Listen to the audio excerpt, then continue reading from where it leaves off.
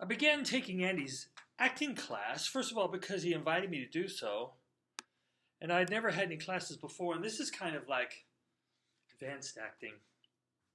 And because we had moved to New York, and I met Andy down at Manhattan School of Music when Mark had asked me to come in and do a presentation. And so I said, well, can I be in the class? I'm like a 7-year-old.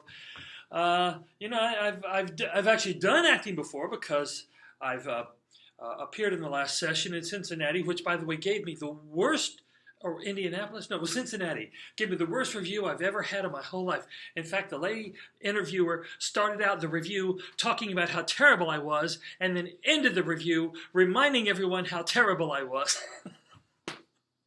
And then when we did The Big Voice Got a Merman, I was actually nominated in Los Angeles by their Ovation Awards, which is the equivalent of the Tony Awards. I was nominated for Best Lead Actor in a Musical from doing The Big Voice Got a Merman. But all of this was mostly instinctual. I'd never really had a class or been in somebody else's show. Somebody asked me one time, well, have you acted before? And I said yes, as long as I'm playing myself.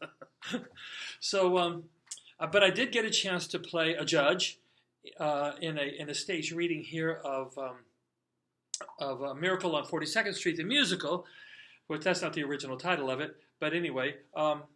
And so I've been memorizing these monologues in Andy's class. At first, I said I was going to memorize Shakespeare, and I did. I memorized a lot of Shakespeare, which I will brush up on, and I'll do some for the morning show here. But right now I'm doing Seneca's Oedipus. It's a monologue that Andy gave me, and it's the slave delivering the news about when Oedipus finally jammed his fingers and pulled his eyeballs out, which is probably a really nice subject matter, but. And so I started teaching it to one of the guards downstairs. When Oedipus grasped his fate and saw the full depth of wrong where he had lost himself, now he has condemned himself.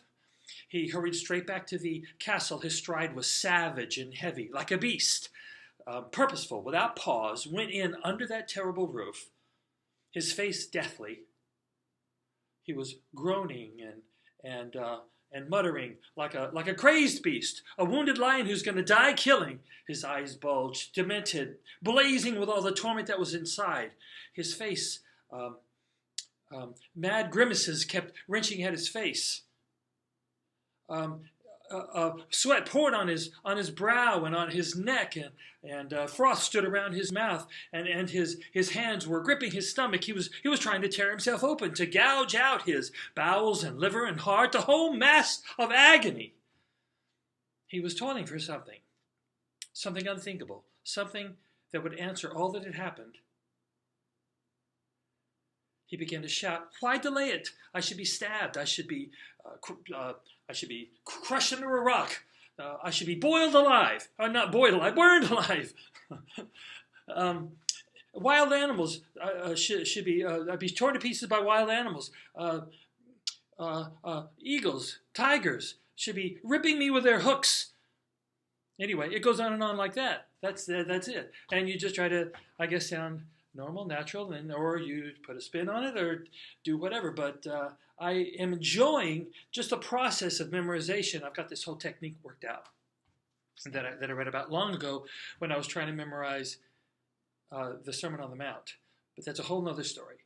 Anyway, I'm going to get to rehearsing this morning. Yesterday I just slept most of the day. Sunday's a really busy day for me. My friend came and looked at our piano and got it fixed a little bit.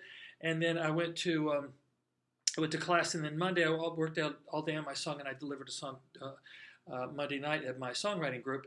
And yesterday I just went out. And so today I am going to pick up, and it's back to the grindstone.